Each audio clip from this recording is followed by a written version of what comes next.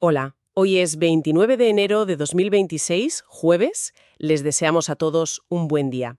Para ustedes, hoy compartiremos las informaciones clave publicadas en The New York Times. Empezamos en Estados Unidos, en Minneapolis, donde la tensión política ha llegado a un punto, la verdad, muy preocupante. Hemos visto un ataque directo a la congresista demócrata Ilhan Omar. Sí, durante un acto público. Un hombre se subió al escenario y la roció con un líquido, usando una jeringuilla. Un acto muy violento. Y esto no es un caso aislado, ¿verdad? Parece que es parte de una tendencia mucho más amplia. En absoluto. De hecho, la propia policía del Capitolio ha publicado un informe que es alarmante. Los casos de amenazas contra legisladores, sus familias, su personal, han aumentado a casi 15.000 el año pasado. 15.000. Es una barbaridad.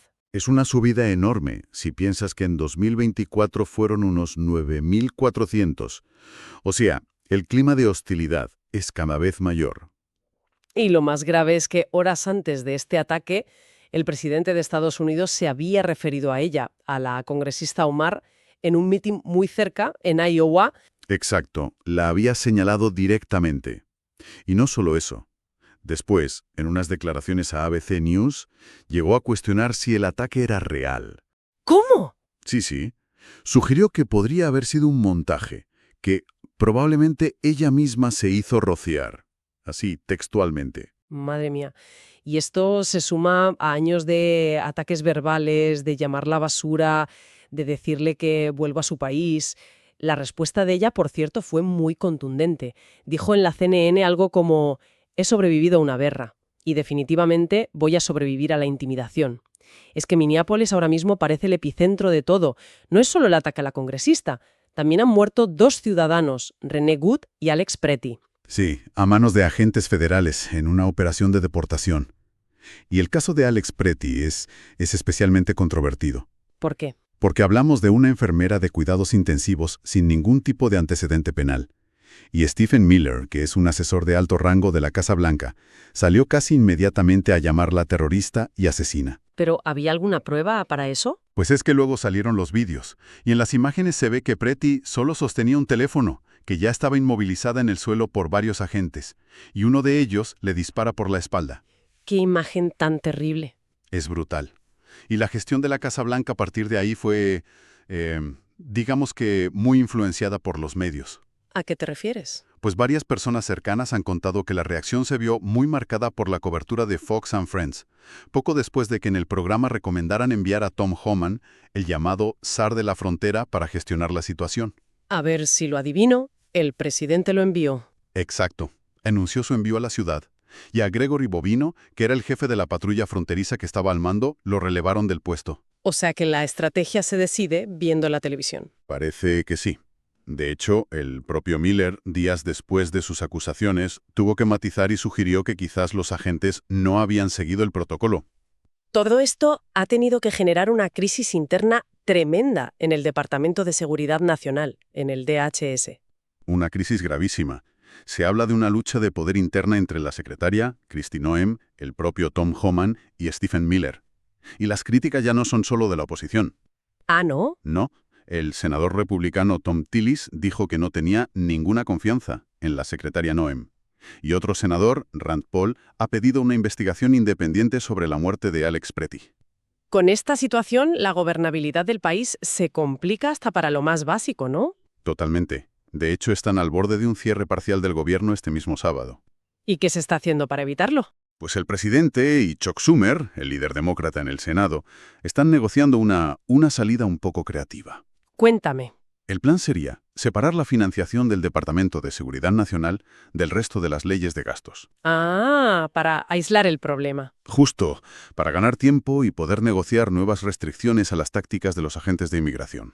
¿Qué es la demanda principal de los demócratas a raíz de todo esto? Sí, piden cosas como la exigencia de que lleven cámaras corporales y que se ponga fin a las redadas aleatorias, que es justo lo que provocó la crisis. Cambiando un poco de tema, pero sin salir de Estados Unidos, hay un dato que contrasta mucho con esta tensión. Parece que el número de personas sin hogar disminuyó en 2025. Sí, es una reversión de una tendencia de varios años. La administración todavía no ha publicado las cifras nacionales oficiales, pero un análisis de datos locales que ha hecho The New York Times apunta a una caída del 7% en su muestra. ¿Y eso a nivel nacional en qué se traduciría? Pues un experto de la Universidad de Pensilvania, Dennis Kuhlheim, proyecta una disminución de entre el 3 y el 5%. Sería el primer descenso en 8 años. Y la caída es muy fuerte en ciudades como Chicago y Denver, que habían visto un aumento muy grande por la llegada de solicitantes de asilo. Vale. ¿Y en el ámbito judicial también ha habido una sentencia importante? Sí, en Manhattan. Un juez federal ha sentenciado a Carly Rivera a 15 años de prisión. ¿Por qué caso? Cuatro. Es la tercera persona condenada por este caso. Las autoridades estadounidenses sostienen que es el gobierno iraní quien contrata a criminales en Estados Unidos para silenciar a sus oponentes. Y hablando de Irán, la política exterior estadounidense también se ha endurecido mucho. Muchísimo. La administración del presidente ha intensificado las amenazas. Hablan de un posible ataque si Teherán no acepta una serie de demandas. ¿Y qué tipo de demandas? Son de máximos. Exigen el fin permanente de todo enriquecimiento de uranio, límites a sus misiles balísticos y que dejen de apoyar a grupos como Hamas y Hezbollah. Y el presidente ya ha dicho que hay una armada masiva posicionada en la región. Vaya. ¿Y en Venezuela? Tras la captura de Nicolás Maduro, el nuevo plan que ha anunciado el secretario de Estado, Marco Rubio, es cuanto menos curioso. Es muy particular, sí. El gobierno interino venezolano, que ahora lidera Delcy Rodríguez, tiene que presentar una especie de presupuesto mensual a la administración estadounidense. ¿Un presupuesto mensual? Sí, y si Estados Unidos lo aprueba, entonces liberan fondos de las ventas de petróleo venezolano para financiar servicios públicos básicos. Pero ese dinero, ¿a dónde va? ¿Quién lo controla? Ahí está la clave. El dinero se deposita en una cuenta en el extranjero que controla Qatar. Los demócratas lo han calificado de novedoso, extraño y han puesto en duda su legalidad. Claro, es que suena a un control casi total de la economía del país desde fuera. Exacto. Y mientras, en Europa, la popularidad del presidente francés, Emmanuel Macron, ha subido bastante. Sí, ha tenido un repunte curioso, en parte por su defensa firme de Dinamarca y Groenlandia frente al interés de compra del presidente de Estados Unidos. Pero creo que hubo algo más, ¿no? Sí, lo que lo convirtió en un fenómeno en redes sociales fueron sus gafas de sol de aviador y su forma de repetir "for sure" en inglés durante su intervención en Davos. A veces la política es así. Desde luego. Mientras tanto, el primer ministro del Reino Unido, Keir Starmer, está en Pekín. Sí, en un claro intento de reavivar los lazos comerciales. Es un cambio de rumbo total respecto a sus predecesores conservadores. Ha ido con una delegación empresarial muy importante, con un enfoque muy centrado en los negocios. Aunque no todas las relaciones internacionales son tan fluidas, entre Estados Unidos y Canadá han saltado chispas por el NORAD. Sí, el Mando de Defensa Aeroespacial. El embajador estadounidense en Canadá, Pete Hoekstra, dijo que el pacto tendría que ser alterado si Canadá no compraba los cazas F-35 de fabricación estadounidense. Una declaración muy fuerte. Muy fuerte, sí. Luego el Departamento de Estado tuvo que salir a matizar diciendo que se refería solo a los desafíos logísticos, no al acuerdo en sí. Pero bueno, la tensión ya se había creado. Cambiamos de continente y nos vamos a China. La ciudad portuaria de Ningbo parece un buen reflejo de la dualidad de la economía del país. Es el ejemplo perfecto. Ningbo es el puerto más grande del mundo por volumen de carga. Las fábricas y el puerto están batiendo récords de exportación, lo que impulsa el superávit comercial histórico de China. La cara de la moneda que funciona, por así decirlo. Exacto. Pero la cruz es el mercado interno. Muestra unos signos de debilidad gravísimos. El sector inmobiliario se ha desplomado. El consumo ha caído en picado. ¿Y eso cómo afecta a nivel local? Pues el gobierno de la ciudad se ha visto obligado a recortar el gasto drásticamente. La inversión en activos fijos, que es un termómetro clave, se hundió más de un 21% el año pasado. Y también en China, un caso judicial ha generado un debate nacional muy intenso. Sí, en el condado de Hechuan. La fiscalía ha decidido no presentar cargos por violación contra un hombre que tuvo varios hijos con una mujer que padece una enfermedad mental. ¿Y cuál ha sido el argumento? Pues que la intención del hombre era formar una familia.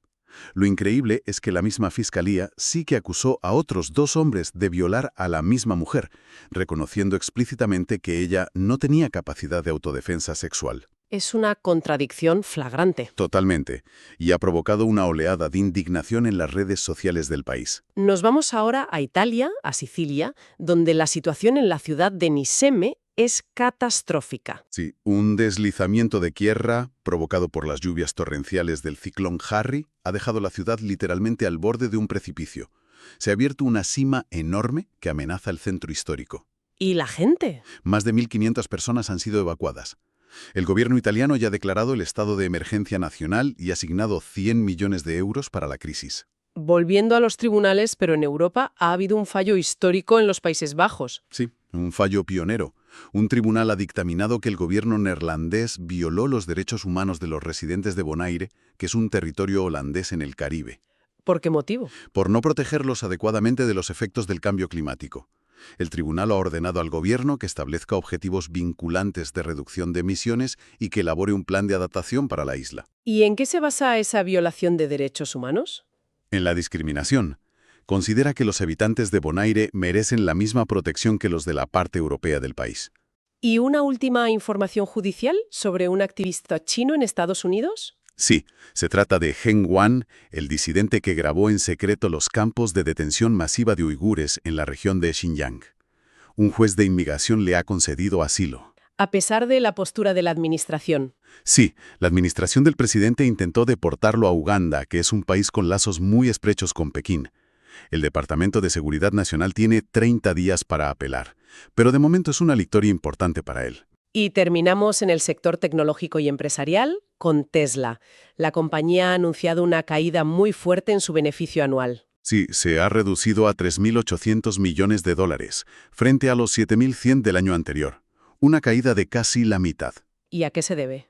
Ellos lo atribuyen a los recortes de precios que han tenido que hacer para competir con rivales como Volkswagen y sobre todo la china BYD. Que ya les ha superado como mayor fabricante de vehículos eléctricos del mundo. Exacto. Y a pesar de estos resultados, las acciones de Tesla subieron tras el anuncio. Parece contraintuitivo. Lo es, pero los inversores no están mirando el presente sino los planes de futuro de la compañía. Se refieren a la inteligencia artificial, supongo. Principalmente, la subida se debió al anuncio de una inversión de 2.000 millones de dólares en XAI, la empresa de inteligencia artificial de su director ejecutivo. Y a otra cosa. ¿El qué? Tesla anunció por sorpresa que dejará de producir sus modelos más antiguos, el Model S y el Model X. ¿Y qué harán con ese espacio en la fábrica? Pues aquí viene lo importante. Van a reconvertirlo para empezar a producir robots humanoides a finales de este mismo año. El mercado ha comprado esa nueva historia. Les deseamos a todos un buen día. Nos vemos mañana. Aquí estaremos esperándoles.